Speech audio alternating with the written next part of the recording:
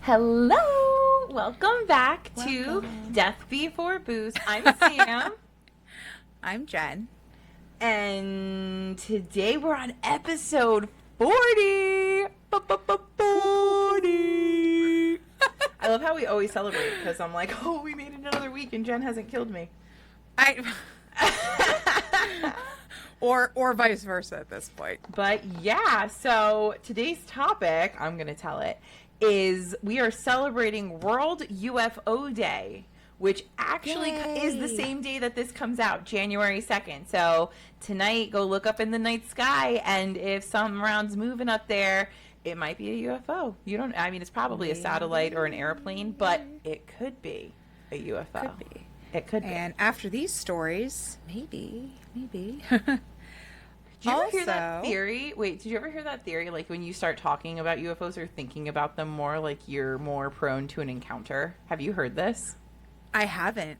Yeah, I kind of heard that, but I feel like it's more of like a West thing, like, you know, Arizona and Utah and like where the Skinwalker Ranch is like out there. There's like a lot of like plains. There's not a lot of city life going on, so at least like you have like miles of like black desert and that's fair. That could be why. You so know? Like maybe you're just more conscious of what's going on above you. Of like, but there's stars and I don't know which case you're covering, but I think like the very first UFO sighting was actually up in like New Hampshire. Or was that the first abduction story? I don't know. You know, I should have these facts because, you know, it is World UFO Day. It's UFO. It's World yeah, UFO I Day. mean, but I do know you know what though? Look it up for yourselves, guys. Hey, you Google. We got you. I mean, if you're driving, don't look it up. But when you're done definitely. driving and you pull over, you should definitely look it up and then maybe tell us because I definitely already forgot what I was supposed to look up.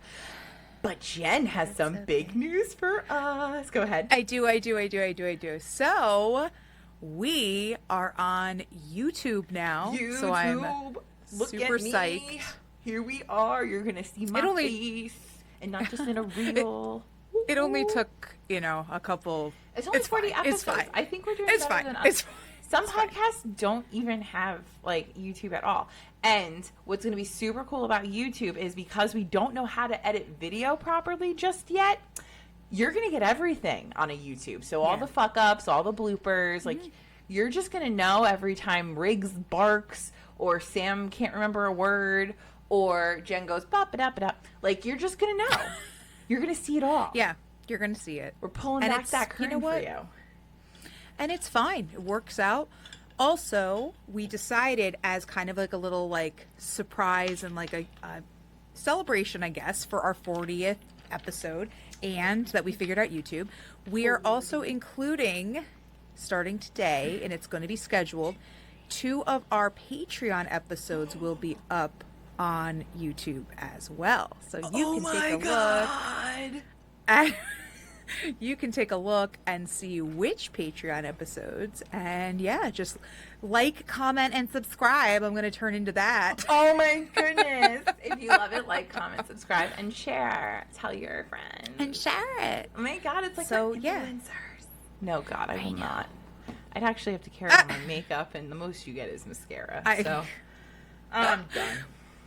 So if you check our deathbeforebooze.com, you'll be able to get the link right to the YouTube channel, and then you can see there's going to be 2 playlists that I have. One is regular episodes, so starting from today and going forward, I'm going to be putting all of the episodes up on there, regular episodes, but also if we have extra stuff. So for instance, if we wanted to update you on something, if maybe we wanted to throw in a graveyard chat for you, if we're doing another DB Squared Appreciation Day. Yeah. I'll put that that in the extras so you guys get a little extra. But we thought it was super exciting. There's 2. We work really hard on the Patreon episodes. Like, we fucking bring it. So, I mean, we work really hard on our regular episodes. I mean, yeah. But like the Patreon ones are always like gooier and like grosser and more in it's depth. Gross. Like, it's gross. There's gross. There's a lot of put gross probably ones 8 to 10 hours into for like a regular episode, but for Patreon episodes, like I've gone days of research. Like there's been days when we're like, for instance, the one that's up I believe in this month or last, whatever. The Murdoch family. When does that one? That was days of research and documentaries and everything. So we put a lot of love into the show as it is, but these 2 episodes in particular are yours. So it's nice incentive for you to kind of run over to Patreon because you're going to get double, and it's always nice. Always nice. I like it. Yeah.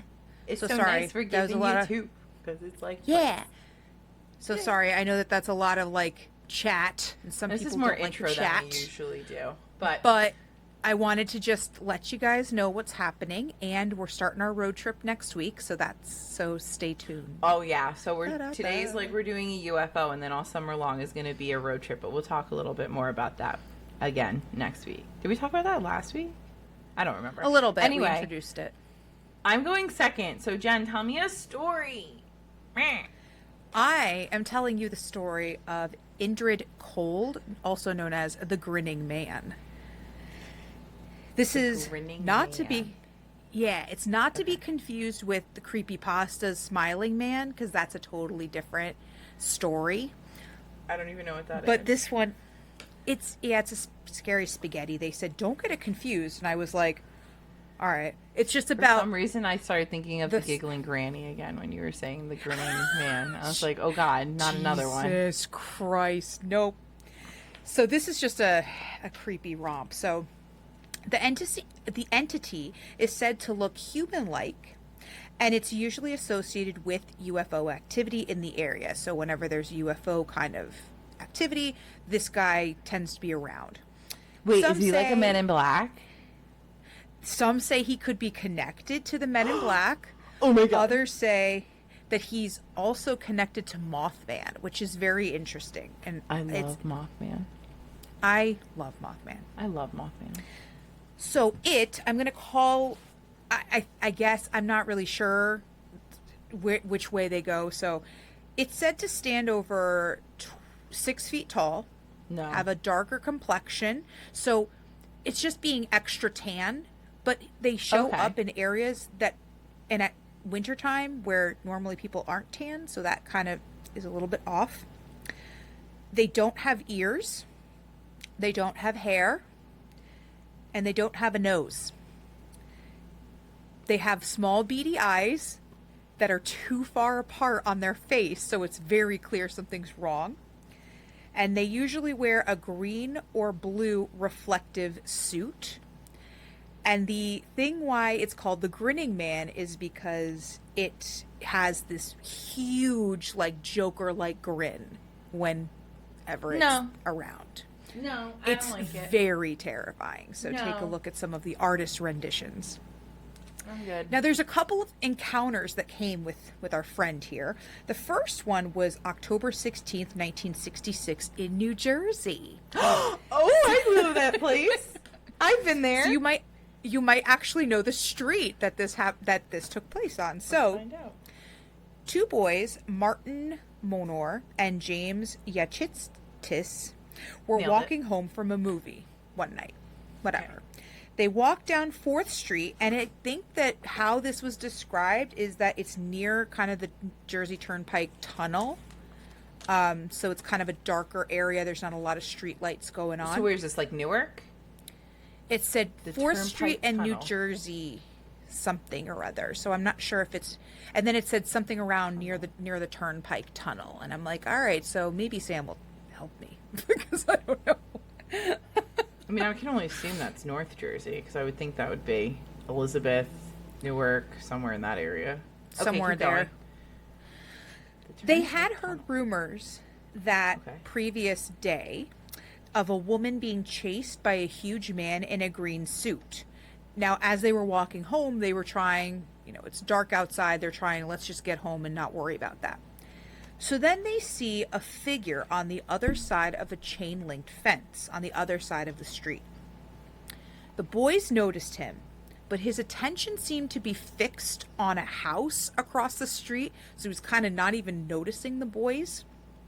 He was about 200 meters or 656 feet away from them, so far enough away that you're like, I'm still a little creeped out, but also something's not right. The man was bald. He seemed a little off. And he was wearing a green reflective suit, and he had a very wide grin on his face, just staring blankly at the house across the street. I hate it. So then they turned his attention to the boys. Nope. And they ran. Yep. Now, some sources say that the man chased them, but based on all of this other stuff that I was looking at, it doesn't seem like his cup of tea is chasing. I think it's more of a interest, and once we get to the second encounter, you'll see what I mean. But the boys took off. Now, I don't know if you've ever heard of John Keel. Why does that sound familiar? He is an American journalist and an influential UFOologist. Oh shit, I think I saw his name when I did my case. Yeah, he did. He wrote a lot of UFO type of books, his most famous one being the Mothman Prophecies. There it is. He happened to be in the area because I guess someone in the area had reported a UFO sighting. So yeah, it was Elizabeth, New Jersey. I just looked it up. There it is. So I was like, Sam's going to know. Yeah, no, I was close. So the boys obviously, like, they reported the incident with the guy and everything. So John Keel was like, hey, what happened? So he interviewed the two boys separately. Both of them gave the exact same description of the creature and exactly the same thing. So it's not a matter of, like, they both were trying to just get fame. And that's why he specifically interviewed them separately. Okay, yeah. So that's number one. Now, a couple weeks later, November 2nd, the same year, in Parksburg, West Virginia, he was seen again. Ooh. By Woodrow Derenberger. That's a name. This guy's going to be very, like, on top, and we're going to have a lot of information on him because he claims to have seen him more than once. But let's talk about the first time. So, well, West Virginia is where Mothman originated, isn't it? Exactly. That's the reason why they connect Indrid okay. Cold with the Mothman. Okay. So he was a sewing machine salesman, and he was returning home from work. He already had to pull over on the interstate because one of the sewing machines kind of dislodged itself. So he's already having a night. He's already not happy. So then, some accounts say that a vehicle, quote unquote, drove up next to him. And then a lot of accounts say that it was in front of him and he had to stop because it was in the way. So there was a vehicle, but it was not a regular vehicle. It looked very weird. It was blocking his path, and that's when he saw Indrid Cold come out. Now, either way, whether it was on the side of him that passed him or if it was just stopped in the middle of the road, Woodrow had to stop because he's like, all right, I can't go further. He described this vehicle as an old-fashioned kerosene lamp chimney flaring at both ends, narrowing down to a small neck, and then enlarging in a huge bulge in the center. So I looked up the shape, and it's kind of like, you know those, like, the peppermints, and how the peppermints are, like, wrapped up, and it has the chew on the side, and then the peppermints in the middle? Okay. Like, that's exactly kind of what he's, like, the shape. And this is a car? Like, with wheels? Some kind of vehicle. Oh, no. Vehicle. No wheels. No wheels. It was just very weird looking. And it's, like, on the ground? Yeah. Oh, yeah, okay. Right? It's just, it's I'm not just hovering. making sure I it's understand. Just there. It's just hanging out. Yeah, it's just there. It's just there. It's like the Kool-Aid man's coming. Oh, yeah. Woodrow saw a tall man with a blue reflective suit and a huge grin walk from around the vehicle. And he walks to the passenger side of Woodrow's car because our friend has not gotten out of the car. He's like, holy shit. I would have backed the hell up and been like, never again. Light that on fire. We're done. Yeah, legit. So the guy comes up to the passenger side. He assured him he means him no harm. Ooh. But instead of saying, I mean you no harm, he keeps saying, we mean you no harm. And whenever he's talking, he uses we and us. So it's very like... You got a mouse in your pocket there, bro? Or am I like in a DID situation? Like, yeah, right? I'm scared. I don't like it. I don't like it. The man told him his name was Indrid Cold. He was also asking a couple of questions about the city, like he didn't know what a city was. So Woodrow was explaining to him, oh, that's a city. That's where people live. That's where, like things... It was just very weird that he was explaining all of these things. He also said he was very interested to learn about humans and the human race because they were searchers. There was no explanation as to what the fuck that meant, but they were searchers. I'd be playing 20 questions right back. Like, you ask a question, I ask a question, you ask a question. Like, this is going to be a Barbara Walters thing at this point, honey, because you are just... And you know me, I wouldn't be able to stop. Like, I'd be like, all right, you go. And I'd answer. I'd be like, okay, my turn. And this... I'd be like, okay, what... Are you, like, a reptilian? Are you, like, what are we doing? Do you know the reptile people in New York City? Like, yeah, what's that? Why does your thing look like candy? Are you related to the witch from Hansel and Gretel? Did we just move up in technology from back then? Like, where are we now? I mean, it doesn't look like a gumdrop or anything, but that's the shape. It's like big in the middle, and then like it narrows in. So that's immediately I just thought of like a wrapped candy. But this is the new narrative. It is a gumdrop now in my brain. That's what it will always be. But then you also start to think things like, why did you create it that way? Oh, what are you why here? Is that really aerodynamic? I mean, I feel like there would be a lot of drag. But I mean, I now I need to know. The questions. These are the questions that you would ask. Now, I wish it was us there. Here is the craziest part. Okay. The entire conversation was done telepathically. He never opened his mouth to speak. He was just speaking. He said, like, he's just with that big grin, and he's just like asking questions, and it was so uncomfortable. Woodrow even wouldn't really look at him at times because he's like, and then it was Indrid Cold would be like, well, no, you can look at me, and he's like, I don't really want to. I don't want kind to. Of creepy looking. It's fine.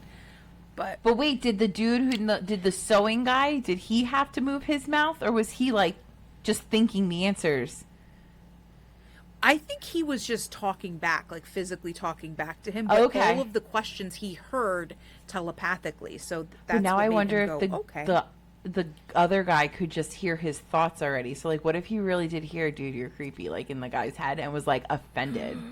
Oh my god. I'm sorry. Keep going. I'm so sorry. I'll be quiet now. Before leaving, Indrid said, thanks for all the information. Also, he said, we're probably going to, this is not the last time we're going to see you.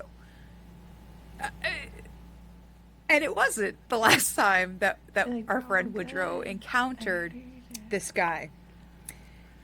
Indrid walked back to his ship, because we're assuming it's just a ship at this point. He recalls seeing another figure in the doorway, like so against the light, so another silhouette. So it seemed as though there was a couple of people, but okay. So late 60s, early 70s, because we were in 1966. Woodrow was visited by him again, many times, in fact, according to him. No, I'm good. Which I put his interview, like the link to his interview on YouTube up. I didn't watch the whole thing because I was just like, I don't know. I don't know. But it's up there if you want to watch his interview. He also said there were more grinning men that were present. They called themselves, they also had names, Demo Hassan and Carl Ardo. I don't know. Yeah, Carl. Right? Okay, thank you. Because when I read that, I was like, I mean, Hassan, that's pretty international. What was the other one? Cato? Cujo? What was it? Ardo is the last name. So like Indrid Cold is the number one guy. Then we have Demo Hassan, and then we have Carl Ardo. Like Carl just seems so. I mean, like you have Indrid and you have Demo, right? Like why would you do? I don't know. Carl seemed weird. But it could be worse. It could have been a Kyle. Sorry, Kyles. Woodrow's wife and daughter also said yes. These meetings happened because they did see Indrid. He came to the house. He came to the house to meet him. And he would a lot of the times he would take Woodrow out for like a ride. But wait. I can't get it. Does his mouth ever move? Or is he just plastered? It doesn't. It's just like the grin, which is, yeah. I have too many questions. I'm sorry. Keep going. Tantuina, kind of strange, but his daughter, Woodrow's daughter, said when her father would go with Indrid, he would be gone for days at a time and sometimes not have any knowledge of where he was. Sometimes he would recall where he went, but then because at one point he said Indrid took him to the home planet Lenolos in the Genemens galaxy. Other times he doesn't even remember leaving the house. He got the date rape drug. I don't the intergalactic version of it, at least. I cannot.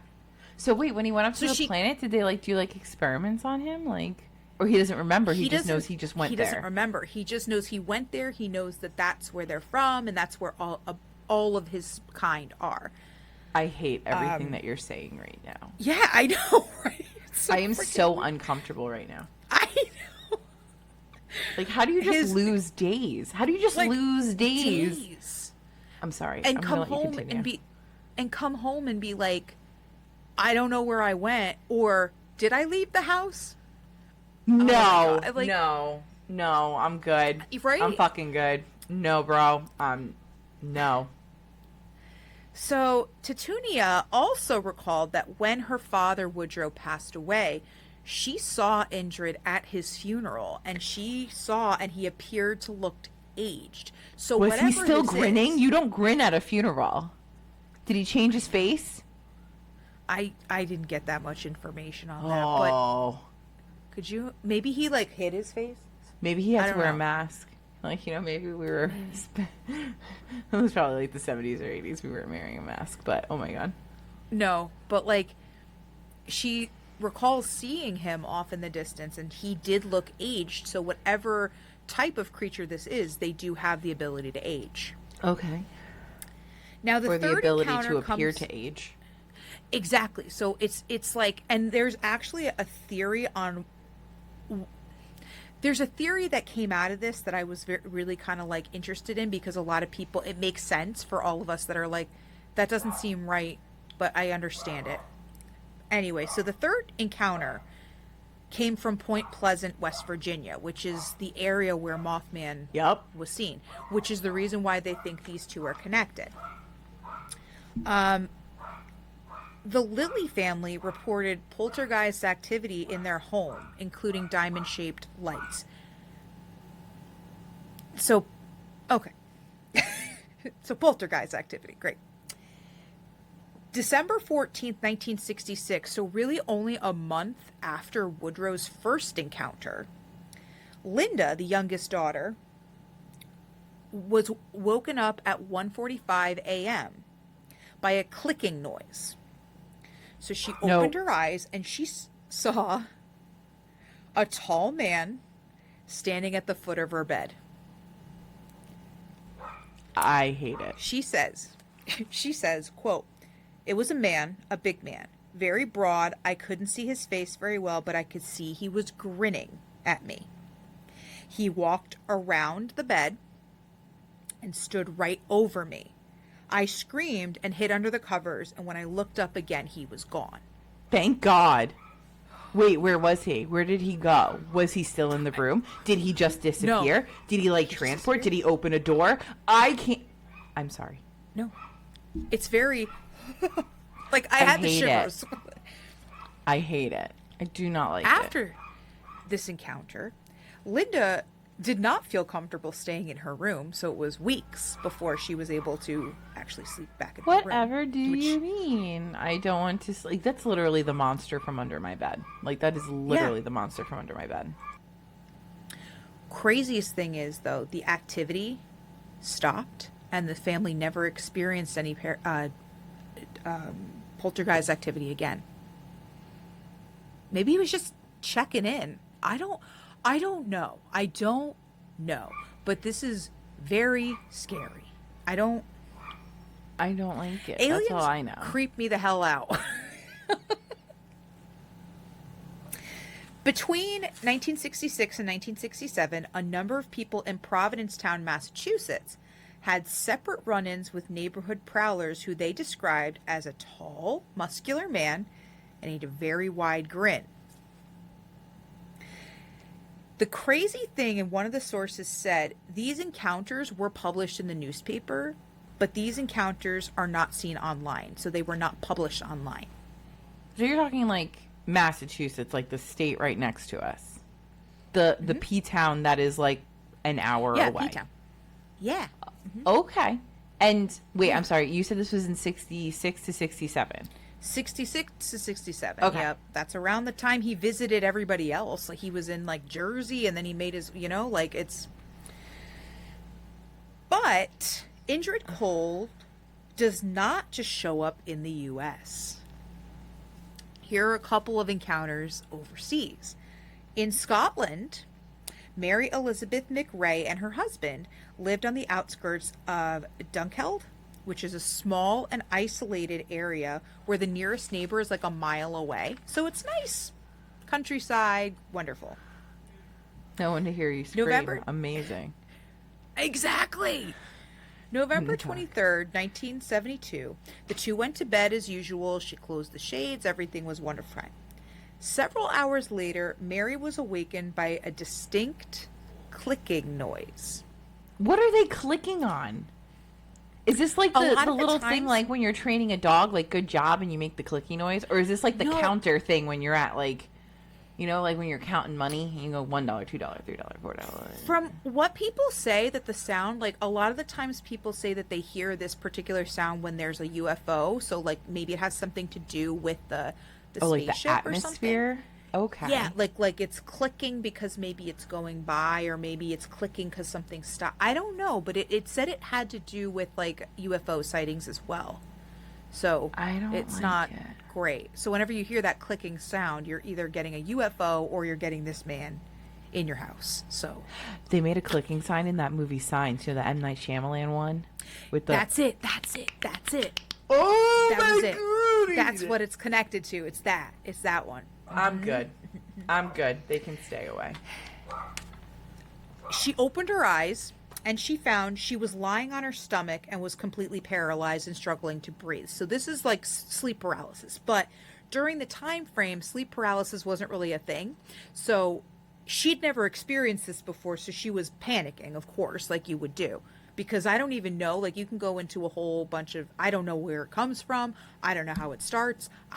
I don't know. But this is what was happening. Now she noticed that the clicking increased. Also, her bedroom curtains were open and she always closed the curtains before they went to bed. I hate it. She saw a face in the window. The guy had dark beady eyes and a huge grin on his face. No. She felt herself float towards the face, and she was unable to scream because, of course, she was paralyzed, and then she blacked out. The next morning, she had a terrible headache that did not ease up for almost a week, and the curtains that next morning were still open.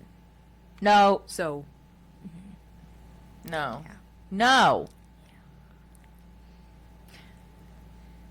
Our last encounter that I read about, December 1979 in Italy. Pierre Zanfretta had a history of being abducted by a race of reptilian aliens. Dude, I told you. That's like a thing. He just had a history of it. He just had a history of it. He just, Yeah, man. it was just I this hang thing. out. They were like, oh, Pierre? I Yeah, bring the grappa. We hang out. We have It's a little fine. chat. MVD. He claimed to have been contacted by a grinning man before being taken aboard a UFO. This man referred to himself as Indrid Cold, which that's the name this of guy our gets guy. around. What like? Why He is it really always does. the same guy? Like, what happened to Dante What happened to these other Mateo? guys? What was it? Yeah, what happened to him? What was his name? Donner Party of 50? Like what? Daughter. So Kyle, some that was fringe one. Kyle. Yeah, no, Carl. It I was Carl, close. But What does he We do? said Kyle. It's fine. They just stay on the ship, I guess, and they're just like, "Here's our galaxy." But like why didn't put I don't everything know. on this one guy's shoulders? Like, we need to Right? carry our weight, bro. Exactly. Like, you can't be the only person checking on people. It doesn't work that way. No. So some fringe theorists, which I looked up, it's people who have viewpoints that differ from accepted scholarships or like educational stuff and time within the field. So like people who, if it's The conspiracy it's- theorists. yeah, there it is. There it They is. call them fringe theorists, and they Yeah. didn't say conspiracy in there, and that's probably why I was like, what the fuck? So, Yeah. but that's what I it feel is. like they're the people who come up with like the aliens. Like I always am. It's like, oh, we Yeah, have all aliens. these things, and then there's aliens. It's Like, gotta be aliens. it's gotta be the aliens. What happened to John Bonet? Aliens. You know, Aliens. it's just aliens. Aliens. They theorized that Indrid Cold and Mothman were the same. So it was the same thing. They're both the same entity. And that it's a member of a shape-shifting aliens who walk among us and can pose as government officials. I don't know Men in about that one, black. but there it is. There it is. I found it. Will Smith is coming to hang out. I know it. So the Grinning Man brings up the uncanny valley phenomenon, which is suggesting humanoid objects appear almost but not exactly like a real human. So this gives the feeling of eeriness rather than familiarity because it's close in proximity, but it's extreme, but you know it's not normal. So Black Eyed Indrid Kids. Cold, yes. So like you look at them and it's like there's something not right, but like it's familiar enough that you're like, okay, it's kind of like this, but it's not. So some I'm getting suggest, a lot of Black Eyed Kids from this for some reason. yeah, and honestly, they're kind of they were also mentioned with some of the research because that's kind of similar. Is they're humanoids in the sense where you're like it's familiar, but it's also creepy because there's It's something just not right. Yeah. because they wear the old timey clothes. Their eyes are all Fully black. black. Like, it's just different. Yeah. So some suggest that maybe John Keel's books and stories regarding Indrid Cold are overly embellished. So I mean, he's a UFOologist. He's selling some books. So like, you know what? He's got to Totally justify makes sense. himself. Yeah. Totally makes sense. So UFOologist. yeah. I really was picked like, the wrong oh, calling I in didn't realize- sales. I didn't realize that was a thing. I think I wrote that in mine. I was like, where was this job when I was in college? Like, I definitely would have gone down right? that path. Can We I- could work for the government right now and be like, I can't talk about that. If I said that, I'd have to kill you. Like, we could be those people right now. We could We be could those not because we would just tell everyone everything. We'd be like, okay, I'm not supposed to tell you, but Keep your mouth shut. This is between you and me. Pinky swear. Pinky swear. But if you watch Woodred Durenberger's interview, it makes you wonder what really happened that November night that he encountered our friend. And that is Indrid Cold and the Grinning Man. I love you. Hate it, love it. So much. I am very uncomfortable right now, like in my own skin. Have you noticed that the more nervous I get when you're telling a story, the more questions and like more I talk and like fidget because I don't know what to do with myself. Energy. I know. Like the ADD is strong with this one because it's like, well, first off, you hit New Jersey right off the bat, and Elizabeth is like, half hour, 20 minutes from where I grew up. And it's in the 60s. My mom grew up in Rutherford, which was like less than that to Elizabeth. So it's like, my mom's here. I'm actually going to ask her and be like, yo, Ma, you know about the Grinning Man and Elizabeth? Because she was like, I don't know. She was like a kid when that happened, that means. I think. I can't remember. I can't math right now, but like, holy was definitely shit. Advertised because it's one of the first like famous encounters. So I cannot. All I'm picturing is like this ugly, like moon-shaped headed kid fucking like with this Cheshire grin and it like kind of like going to his I'm terrified right now. I'm absolutely terrified. There's a lot of artist renditions of it that I gave a couple of different ones that I put on the blog for you guys. It's just very unsettling because the eyes are very far apart, so you're like, oh, it's kind of like just a bald guy, but then the eyes are so far apart and the mouth is just so wide that you're like, something's not right. So I haven't even seen it, and I'm like, I don't like it. I don't. Fantastic, amazing story. Definitely gave me the feels. It's like 1,000,000 degrees in my office right now, and I got chills anyway. Like, amazing. I'm also like, as I'm telling it, I'm like. It's like when we did the Black-Eyed Kids. That's how I was telling you. Yeah, I'm kept looking over my shoulder, like, okay, they're not here, right? Like, they can't hear me. Yeah. Oh my God. Okay, so I'm gonna tell you my story. What you got? It is an encounter. This is called the Kelly Hopkinsville Encounter. Don't know if you've ever heard of it. But it is extremely famous. And let's just dive into it. Let's just fucking go. So, it's evening, August 21st in 1955. So, like 69 years ago, if you can't math. 69, get it? Anyway.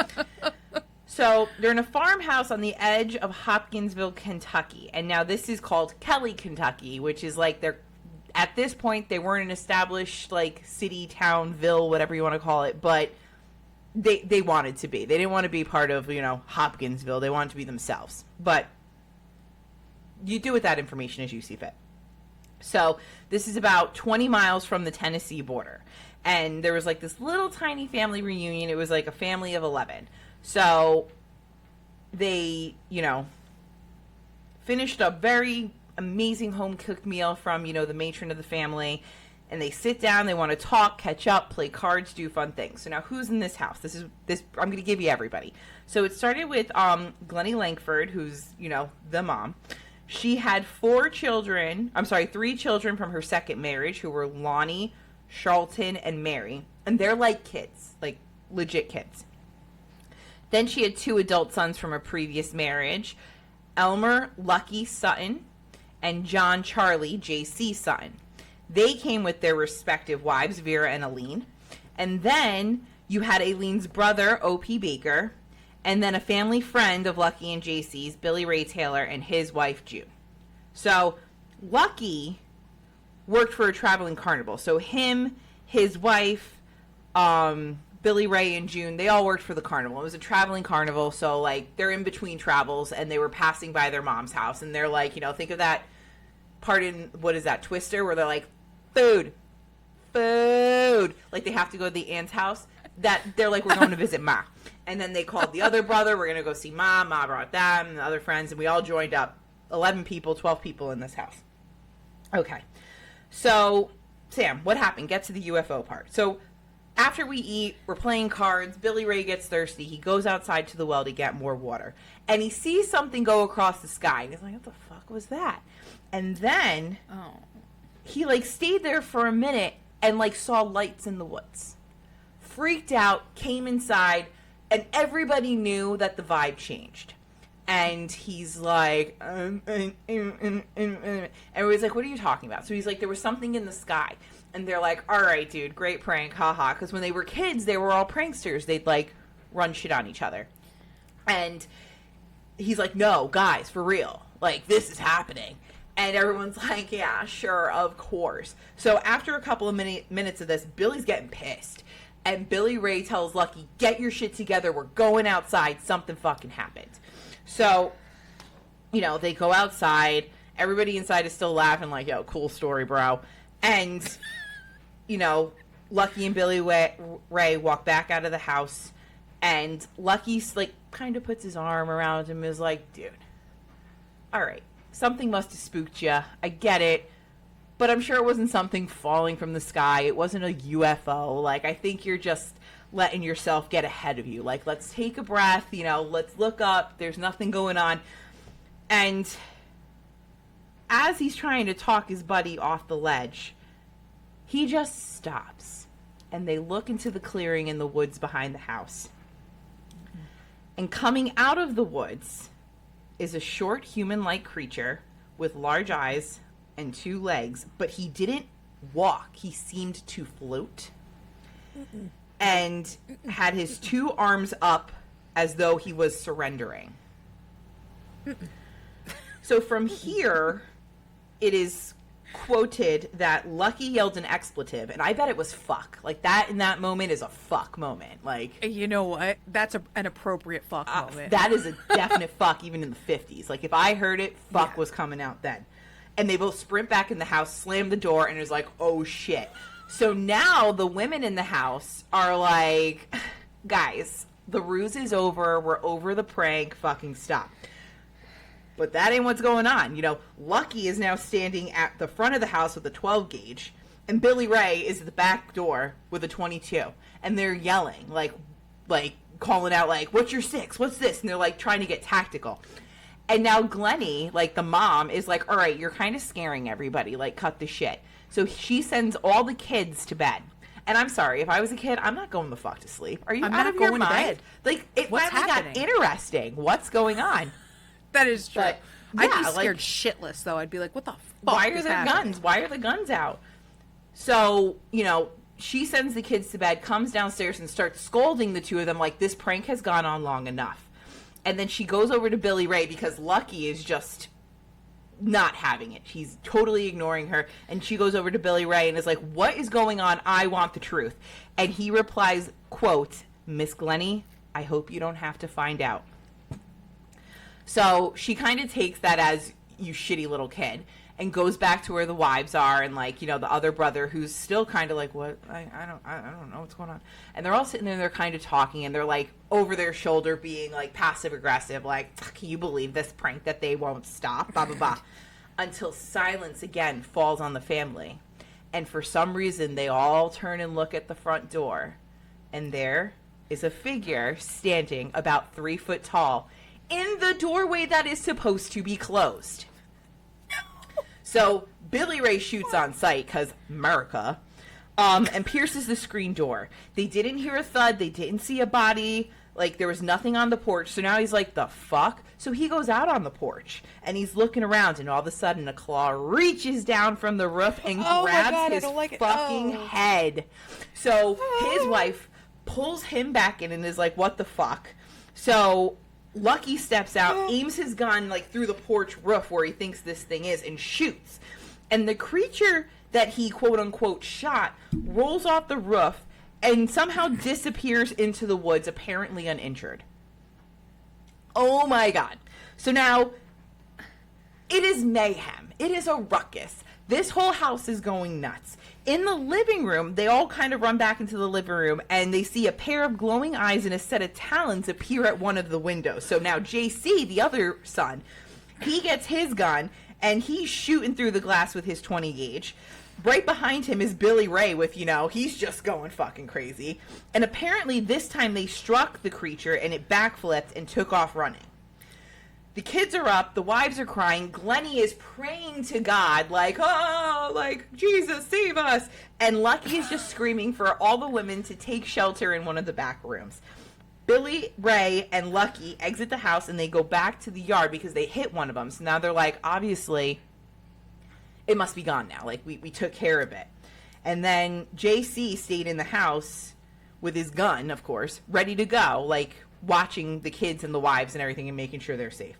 So then JC goes, look at the maple tree. And everyone, all of them, can clearly see one of the quote-unquote little men perched on a branch above them. They shot at it, but instead of it falling, it floated off. Then another one came around a corner, and the men said the sound of when bullets hit it sounded like bullets on a bucket, like a metal sound. And then that one floated away too. So it's like they're not hitting these things. They're just like floating in and out. And then this is when the men finally realize, oh shit, our guns aren't working. So they retreated. They go into the house. They discuss what the fuck is happening. Another one attempts to enter the house. And then everyone decides it's time to blow dodge and we're going to go to the cops. Like, we got to get off of this property. Okay. Oh my god. That's a lot of stuff that you just fucking threw right at them. Yes. And now 11 or 12, it's 12 people, 5 adults, 7 children arrive at the police station. And now this is like a small town. It's like 300 people. And they are living on like the outskirts of the small town, trying to be their own town, which has less than those people.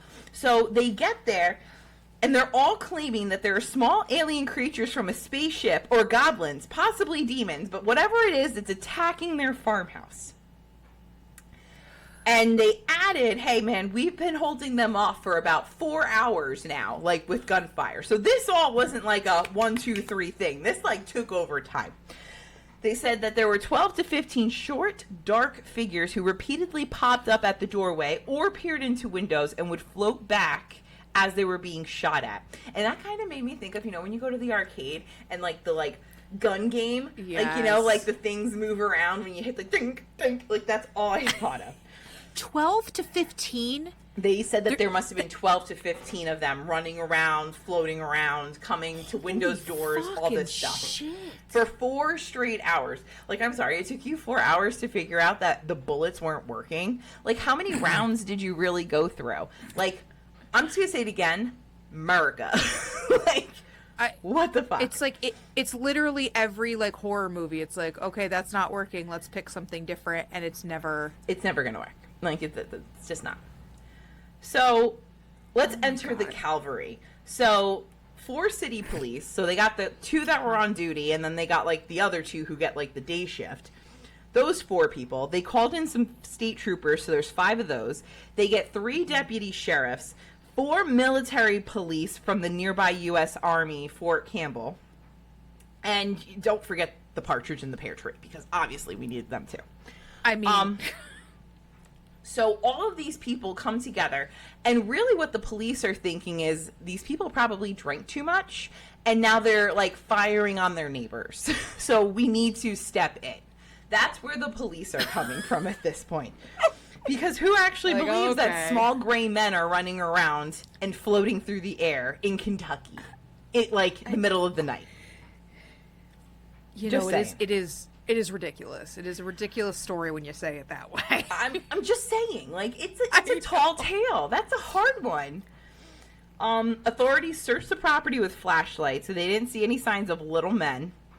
There were only holes in the windows and screens, because, you know, they shot them all out, and a ton of shotgun shells and casings.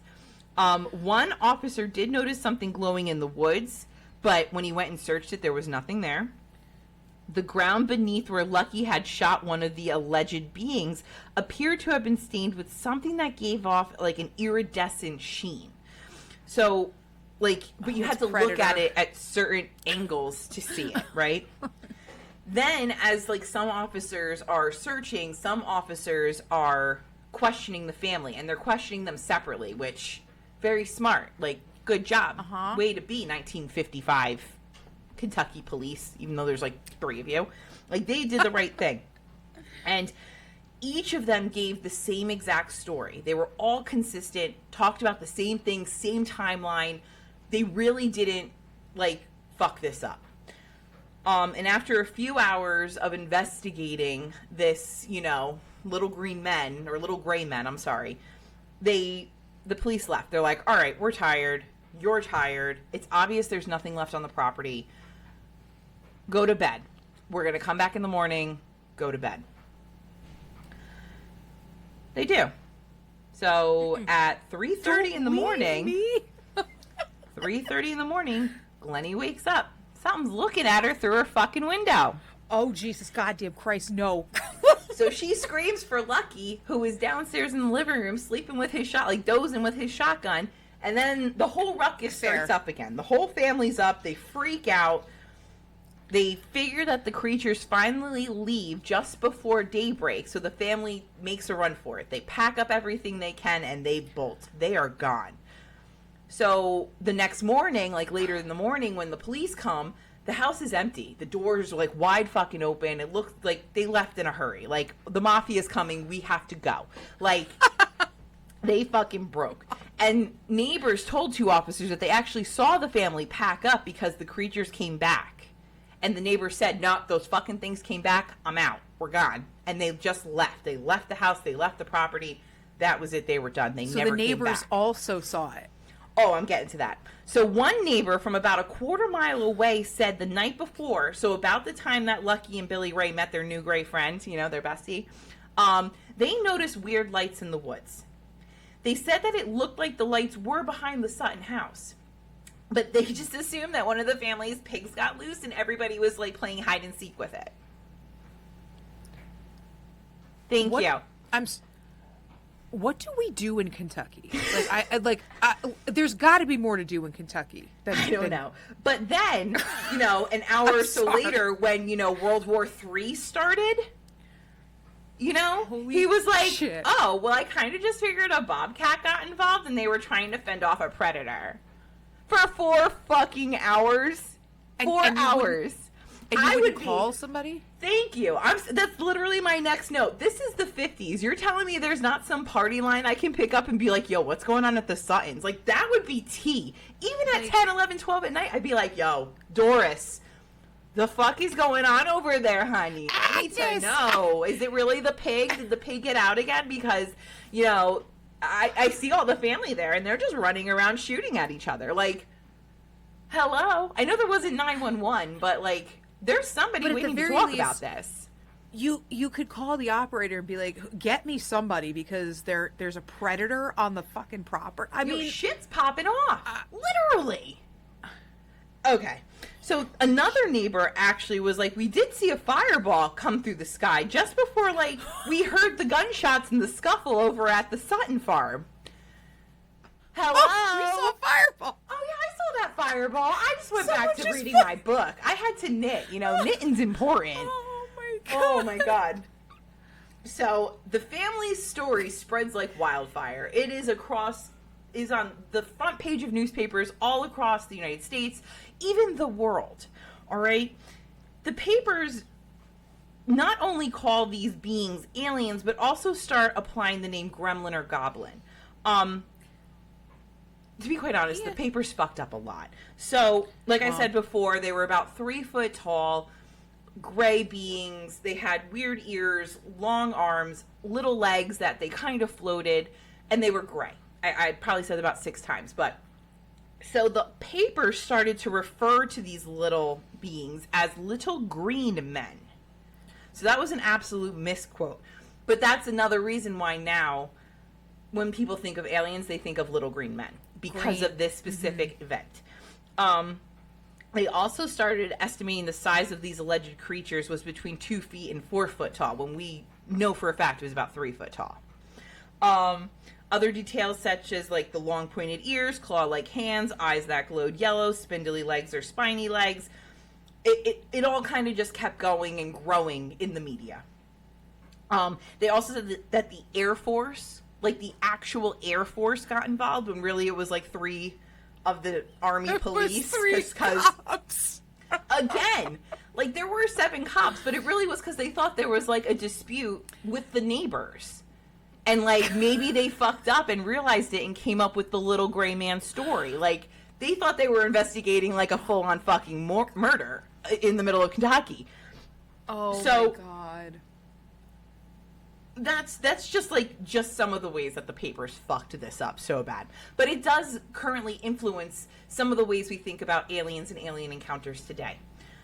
So, and I also want to note, even years later, the family story has never changed. It has not wavered. It is the same exact thing. Even if you separate them, whoever's still around, they tell the same story. Right. And even recounts from as recent as 2005 are the same as 1955. So this, it's in their head, this really happened, whether it did or it didn't.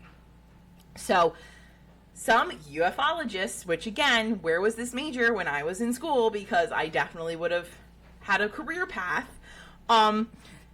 They compared the alleged creatures to gremlins, which have since often been referred to as the Hopkinsville goblins in pop culture. So, you know, this actually, one of the Pokemons, I forget which one, but one of the Pokemons is actually like based off of the Hopkinsville goblins. That's funny. Yeah, it's one of the like floaty ones. Like it has legs, but it still floats, and it can like telepathically do something to you. I don't know. Then there was UFOologist Alan Hendry, who wrote, "This case is distinguished by its duration and also by its number of witnesses involved, because again, 12 people were there. 12 people had the same story. I mean, the kids were asleep for most of it, but you know, once the firing started, they were awake. They know what happened." However, the government Project Blue Book lists the case as a hoax and never made any further comment. So, Sam, what could it have been if it wasn't aliens? That night, It's aliens. It's just aliens. It's aliens. It's aliens. It's just aliens. So that night, it is documented that there was a meteor shower that was visible over Kentucky. So the thing flying through the sky or a fireball could have just been part of the meteor show. You know, that definitely is a possibility. Also, considering the time of year, it was when it took place when great horned owls start having their young. So like their young start hatching. And it's always the goddamn owls. It's always what the owls. The hell? But, you know, when the babies are young, they are very protective of their nests. So also around sunset to an hour, hour and a half, 2 hours after is their feeding time. So the owls are active. So the thought is that when Billy Ray went out to get some water, he saw a meteor. And then he got too close to an owl's nest, and the mom and dad owl started to swoop him to protect the nest. And again, they are very silent. Like I've seen an owl, like in the wild, like walking my dog, poor Riggs. But like they swoop and they are silent. And they have the ability to almost hold themselves up in the air because of their wingspan, and they kind of look like they're floating in a sense. Now, I can't say I've ever seen an owl float backwards, but I mean, I have seen an owl kind of hover for a second or two before it like caught whatever it was hunting. So now, according to author Brian Dunning, there are simply too many similarities between the creatures reported by the families and an aggressive pair of local great horned owls, which do stand about 2/3 to a meter tall, which would be 3 foot tall. And then they have the pointy ears. But I don't understand how, like, you could get arms or spiny legs, because they're all covered in feathers. Like, I think I would know an arm from a wing. And owls don't, you're right, like, it's not, like, they puff out, but they don't. Yeah, they're not going to come out, like, surrendering. Okay, so, another one. What was the weird sound when they got shot? You know, they kept hearing a metallic sound whenever the bullets hit the quote-unquote aliens. Well, this is explained away as everybody there was just the worst shot in the world, like stormtrooper level terrible. And they were really just hitting cars and buckets and actual metallic shit around the farm. I mean, it's plausible, but were there bullet holes in anything else? Thank you. Okay. What about that luminescent stuff that was found on the porch and around the ground? Okay, I'm going to tell you. So there's a fungus that grows on decaying wood in this particular part of Kentucky that has a bioluminescent quality when it is disturbed. It's called foxfire. So the thought is that as the kerfluffle was happening, you know, either it got shot, somebody stepped on it, it got jostled, which then would create the bioluminescent or iridescent look. And because it had been, quote unquote, 4 hours, you did have to look at it at certain angles to see it because it had already started to deplete. Okay. Are owls normally, do they tend to fight off people for 4 hours? I don't. That is a fantastic question. I don't really know what their stamina level is, but I mean, But I don't think 4 hours would. and be I don't think they'd come back at 3:30. I think they'd be like, "All right, we're done. Oh, the I'm cops gonna are gone? Oh, Okay. yeah, I'm gonna go hang out back in my nest with my babies.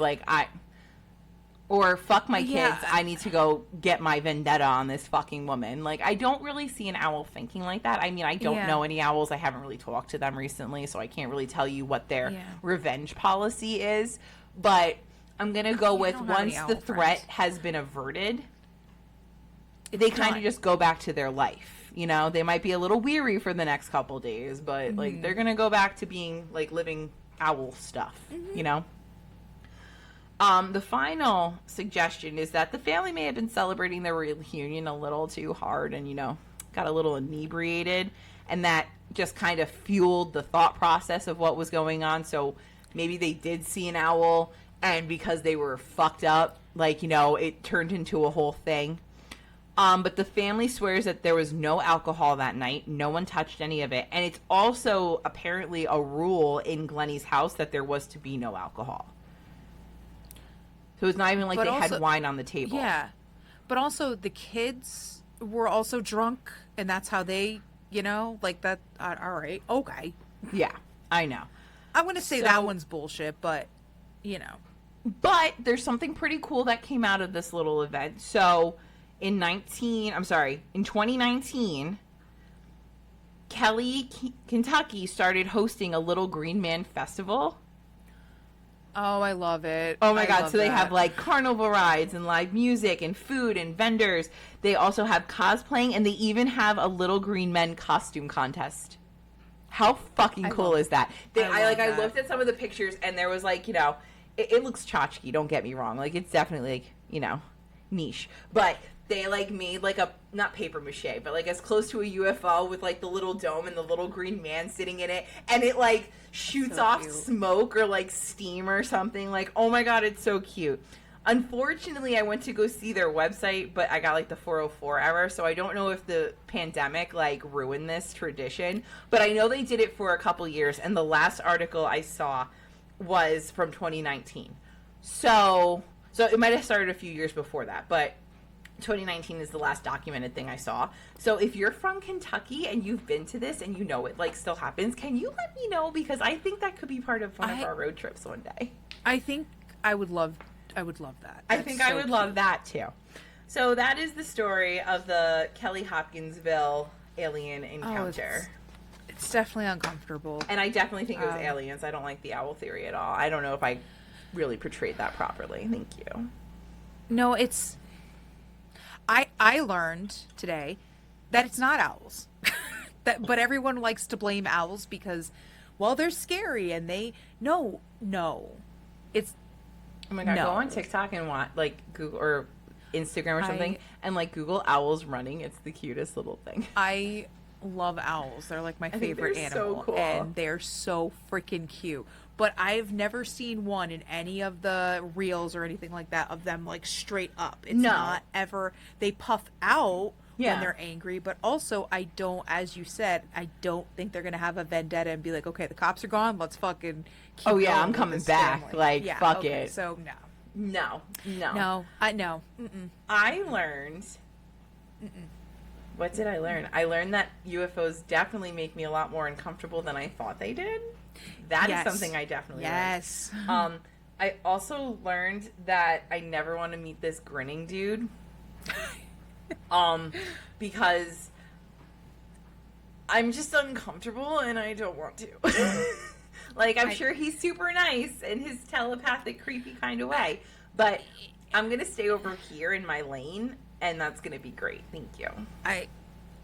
I also agree. I didn't realize how uncomfortable it made me until you were saying your story, and I'm like, oh, I want a blanket to hide under. I want to hide behind the chair. Like, I don't want to be here anymore. I totally get it. Oh my god. Let us know what you learned. Or if you have anything to add to these stories. We will be having on Patreon this month one of our buddies. His name is Mike Denegri, and he's like super duper into UFOs. So we're gonna have like a quick chat and go down this rabbit hole a little bit more. None of us are experts. Please don't ever think we're experts or that we think we're experts, because girl, I still walk into walls. Like, I cannot walk straight. I'm not an expert in anything, and I know it. We're not UFOologists. I know. I really wish I had done that, but I did not. That was not my career path. But if you want to come and just hear, like, some crazy ranting about UFOs, stop by and just keep an eye out for that. Make sure you are following all of our social media. Rate, review, subscribe on YouTube. Can you, like, review? On the Yes, you can. Review you can us comment on YouTube, and subscribe, Spotify, and hit that like button. the iTunes, fucking do it. Make sure you're telling all of our friends about us. If you want some cool merch, I know Jen came up with some new merch ideas, so feel free to go head over to our website, deathbeforebooze.com. You can find our merch from there. You can also join our Patreon from there, or just, send us an email. Say hi, what's up? Send us a scary story. Maybe we'll read it. Maybe we won't. I don't know. But thank you so much for listening to this, because we had a lot of fun researching it. And next week we start our road trip, and I'm so excited. There's a kitty. Me too. I know. Sorry she got in here. But kitty. I'm excited. Happy UFO Day. Happy World UFO Day. Woo! And always stay spooky. Bye.